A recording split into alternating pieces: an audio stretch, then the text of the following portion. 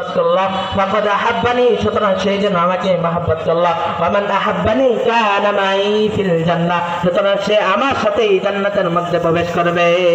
জোরে বলেন না সুবহানাল্লাহ। হে মুসলমান, রাসূলের আদর্শ, রাসূলের সমস্ত কিছু মনের ভিতর আনো, অন্তরের মধ্যে আনো। তোমার মৃত্যু থেকে, তোমার জন্ম থেকে মৃত্যু পর্যন্ত সমস্ত কিছুর মধ্যে খাওয়া বলো, নামাজ বলো, যাকাত বলো, হজ বলো, ওযু ইস্তিনজা বলো, তোমার হাতে করা বলো, তুমি একটা জিনিস করার জন্য যাচ্ছ, একটা সারের উদ্দেশ্যে যাচ্ছ, সেটা যেটাই কিছু করো না কেন, তোমার প্রত্যেকটা কাজের মধ্যে রাসূলের আদর্শ আছে। সুতরাং রাসূলের আদর্শ যে ব্যক্তি মেনে চলবে, আল্লাহ রাসূল তাকে সাথে নিয়ে জান্নাতের মধ্যে প্রবেশ করবে। আল্লাহ রাসূলের আদর্শ যদি দিলের ভিতর আঁকড়ে ধরতে পারে, তাহলে আমাদেরকেও রাসূল তার সাথে জান্নাতে নিয়ে যাবেন। কথা বলেন ঠিক কিনা? হে মুসলমান, কিন্তু কিছু নাস্তিক মোরতাদ বেঈমানেরা আছে যারা রাসূলকে মহব্বত করে না, রাসূলকে মহব্বত করে না, বাদি দিলাম, নবীকে আরো উল্টা গালি দেয়। আমি তাদেরকে বলে দিতে চাই, মুসলমান যতদিন পর্যন্ত এই দুনিয়ার মধ্যে বেঁচে আছে, মুসলমান এই দুনিয়াতে যতদিন থাকবে, কোনদিন তোমরা নবীকে অপমান করে বসে থাকতে পারবে না। নবীকে অপমান যদি করো, প্রতিটা মুসলমানের রক্ত গরম হয়ে যায়, প্রতিটা মুসলমান প্রতিবাদের জন্য নেমে যায়, প্রতিটা মুসলমান প্রতিবাদের জন্য নেমে যায়।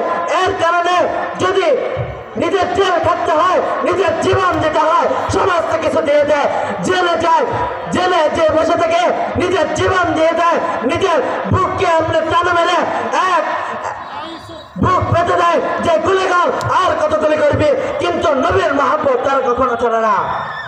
কথা বলেন ঠিক কিনা? হ্যাঁ মুসলমান, সে যখন বুক টান করে দাঁড়িয়ে যায়, যখন একজন কাফের মুশরিকের বেঈমানের বাচ্চারা যখন তাকে গুলি করে, তাদেরকে সমর্থন করে, যখন গুলি করে, তখন সে নবীর মহব্বত দিলের ভিতর থাকার কারণে সে জান্নাত সামনে দেখতে থাকে। কথা বলেন ঠিক কিনা? সুতরাং যে ব্যক্তি জান্নাত সামনে দেখতেছে, তার দুনিয়ায় থাকার তো আর কোনো প্রয়োজন নাই। সুতরাং আপনার এই দেশ সেদিক ঘোরাফেরা না করে এখনই প্যান্ডেলের মধ্যে চলে আসেন। কিছুক্ষণ পরে নামাজ শুরু হবে, এরপর নামাজের পর আমাদের প্রধান মেহমান আসবেন, ওনারা আলোচনা করবেন, গুরুত্বপূর্ণ আলোচনা করবেন।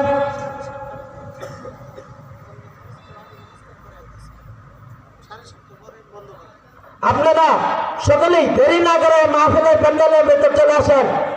মাগরিব থেকে এশা পর্যন্ত কত লম্বা 4 ঘন্টা টাইম, 4 জন বক্তা ওয়াজ করলেন, অথচ একটা মানুষ প্যান্ডেলের ভিতর নাই।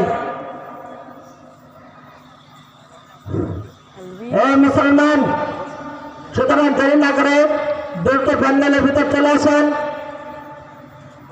গুরুত্বপূর্ণ আলোচনা হবে। আপনিও যদি এখান থেকে কিছু শিখতে পারেন, নবীর মহব্বত যদি নিজের মধ্যে আঁকড়ে ধরতে পারেন, তাহলে হয়তো আল্লাহ তাআলা আপনাকে জান্নাত দিয়ে দিতে পারে। যদি জান্নাত দেয় আপনার কোনো আপত্তি আছে? আপত্তি নাই।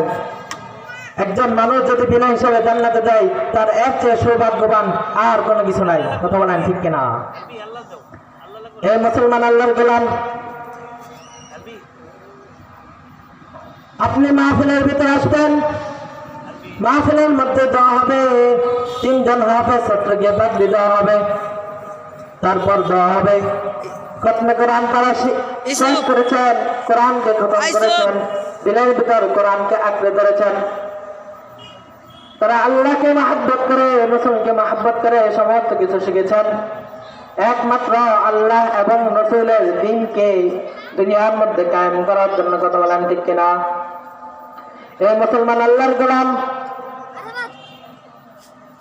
কোন বিশৃঙ্খলা না করে, এদিক সেদিক ঘোরাফেরা না করে, দোকান পাটের মধ্যে ঘোরাফেরা না করে আপনি মাহফিলের প্যান্ডেলের ভিতর চলে আসেন।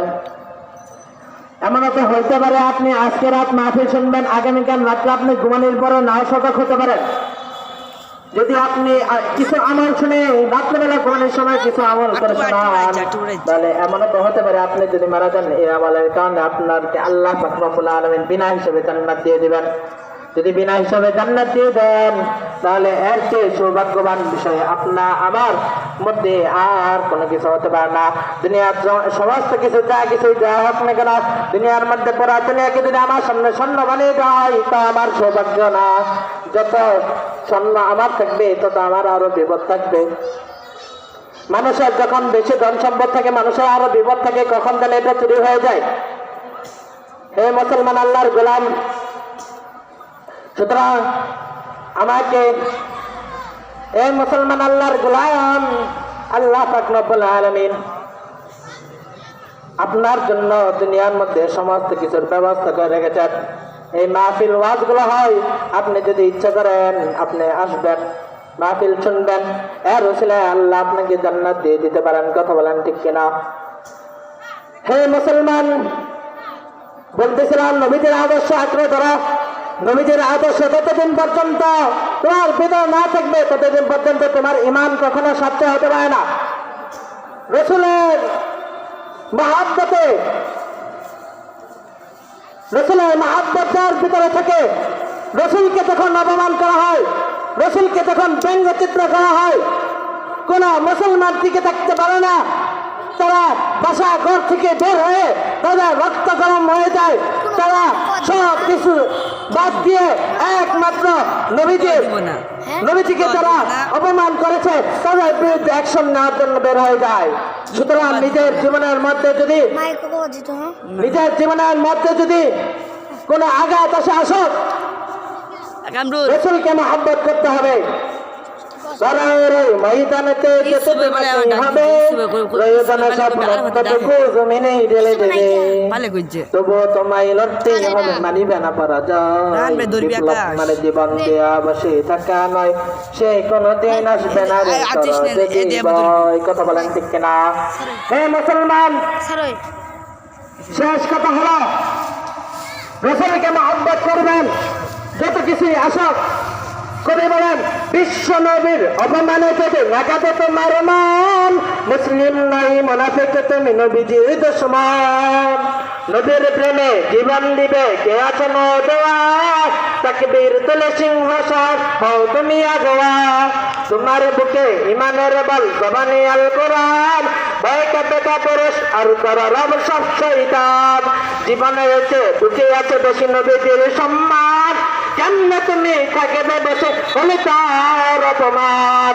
হে মুসলমান, নবীর অপমান হলো যদি তুমি ঘরে বসে থাকো তাহলে বুঝে যাবে তোমার সামর্থ্য থাকা সত্ত্বেও তুমি ঘরে বসে আছো, তাহলে তোমার ইমানের ভিতরে, তোমার ইমানের মধ্যে কমতি আছে। সুতরাং তোমার ইমানকে স্বচ্ছ করো, নবীকে মহব্বত করো, তাহলে তুমি জান্নাত যেতে পারবে।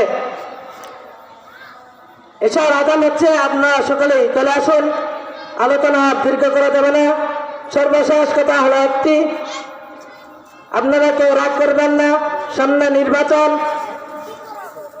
ইসলামকে কায়েম করার জন্য, ইনসাফ প্রতিষ্ঠিত করার জন্য, চাঁদাবাজি মুক্ত করার জন্য যাকে আপনারা ভালো মনে করবেন তাকে ভোট দিয়ে জনগণের সেবা করার তৌফিক দান করবেন। তাকেই ভোট দিয়ে জনগণের সেবা করার সুযোগ দিয়েন। আল্লাহ পাক রব্বুল আলামিন যা কিছু শুনলাম সমস্ত কিছু আল্লাহ পাক রব্বুল আলামিন আমাদেরকে আমালের মধ্যে আনার তৌফিক দান করুক। আমিন। ওয়া আখিরু দাওয়ানা আলহামদুলিল্লাহি রাব্বিল আলামিন। আসসালামু আলাইকুম ওয়া রাহমাতুল্লাহি ওয়া বারাকাতুহু। ওয়া মা আলাইনা ইল্লাল বালাগ। নাসরুম মিনাল্লাহি ওয়া ফাতহুন করিব।